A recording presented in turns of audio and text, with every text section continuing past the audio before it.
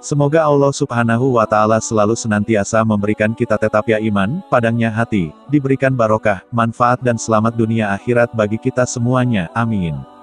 Pada kesempatan kali ini saya akan menyampaikan sebuah kisah tentang ketika Imam Syafi'i mencari berkah Imam Ahmad bin Hanbal.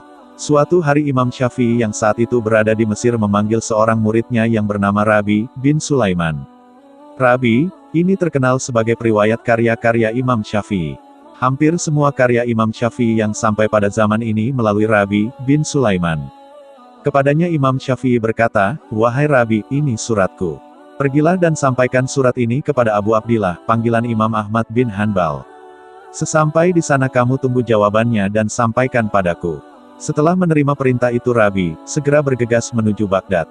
Di sana ia berjumpa dengan Imam Ahmad bin Hanbal saat salat subuh. Setelah Imam Ahmad keluar dari mihrab, Rabi menyampaikan surat tadi sambil berkata, "Ini surat saudara Anda, Asy-Syafi'i dari Mesir." Imam Ahmad bertanya, "Engkau telah tahu isinya?" Rabi menjawab, "Belum."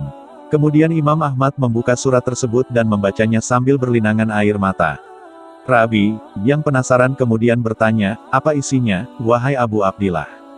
Imam Ahmad menjelaskan bahwa Asy-Syafi'i dalam surat tersebut bercerita telah bermimpi bertemu Rasulullah. Dalam mimpi tersebut Rasulullah bersabda, "Kirimkan surat kepada Abu Abdillah dan bacakan salamku kepadanya. Kemudian katakan padanya, sesungguhnya engkau akan mendapat cobaan besar. Ketika itu jangan engkau turuti mereka maka Allah akan mengangkat namamu hingga hari kiamat." Setelah mendengar itu, Rabi pun berkata, "Ini kabar gembira, wahai Abu Abdillah." Kemudian Imam Ahmad mencopot salah satu baju gamis yang menempel di tubuhnya dan memberikannya kepada Rabi. Salah satu kebiasaan orang Arab adalah memberi sesuatu sebagai ucapan terima kasih ketika ada orang yang membuatnya gembira. Rabi menerima pemberian itu sambil menunggu jawaban Imam Ahmad terkait surat Asy-Syafi'i. Setelah urusan selesai Rabi kembali ke Mesir. Di sana ia segera menemui Imam Syafi'i dan memberikan surat balasan dari Imam Ahmad. Setelah itu Imam Syafi'i bertanya, "Apa yang diberikannya padamu?" Rabi menjawab, "Ia memberikan baju gamisnya." Imam Syafi'i melihat kegembiraan yang terpancar dari Rabi, karena menerima baju tersebut. Kemudian Imam Syafi'i berkata, "Aku bukan hendak menyusahkanmu dengan memintamu memberikan baju itu padaku. Namun basuhlah baju itu kemudian berikan air basuhannya padaku agar aku bisa bertabarruk dengannya." Kisah ini disampaikan oleh banyak ulama di antaranya Imam As-Subki dalam Tabakat Asy-Syafi'iyah Al-Kubra, Ibnu Katsir dalam Al-Bidayah wan Nihayah, Ibnul Jauzi dalam Manaqibu Ahmad dan As-Safarini dalam Giza Petik Terbalik Al-Albab. Dalam keterangan Imam Ibnu Muflih yang termaktub di kitab Al-Adabus Syariah, Imam Rabi menjelaskan bila air tersebut disimpan oleh Imam Syafi'i dan digunakan untuk cuci muka setiap hari. Sebenarnya Imam Ahmad adalah murid dari Imam Syafi'i namun saat itu Imam Ahmad telah terkenal sebagai ulama besar di Baghdad. Hubungan guru dan murid ini tak menghalangi Imam Syafi'i untuk bertabarruk kepada Imam Ahmad sebagai bentuk pengakuan beliau akan kesalehan dan keilmuan Imam Ahmad. Ini bentuk tawadu Imam Syafi'i.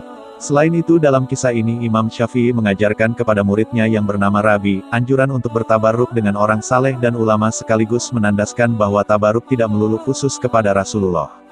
Tabaruk secara bahasa bermakna mengharap berkah.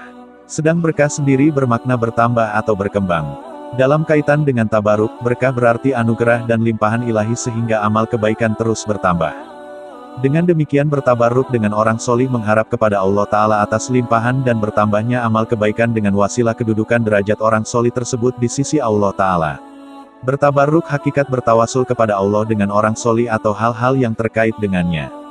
Tabaruk dapat dilakukan dengan mengunjungi orang solih, menziarahi kubur mereka, pakaian bekas dan tempat yang pernah dikunjungi mereka, dan lain-lain. Bertabaruk sangat dianjurkan dalam agama menurut mayoritas ulama mazhab 4 selama tetap meyakini bahwa segala limpahan adalah pemberian Allah. Dan kita bertabaruk semata-mata mengikuti perintah Allah dan mengikuti anjuran Nabi-Nya. Hanya segelintir ulama yang melarang tabaruk dengan orang solih seperti Imam Ibnu Taimiyah, Ibnu Qayyim Jauziyah, dan Imam Syatibi. Bahkan menurut penelitian Syekh Abdul Fattah Qudais Al-Yafi, tidak ada ulama sebelum Ibnu Taimiyah yang melarang bertabarruk dengan orang solih. Dalam hadits riwayat Imam Tabrani, Abu Nuaim dan Imam Baihaqi dari Ibnu Umar, Rasulullah juga meminum air dari tempat wudhu karena mengharap barakah dari tangan kaum muslimin. Para perawi hadits ini dinilai sika oleh Al-Haytsami dan hadits tersebut dinilai hasan oleh Al-Albani.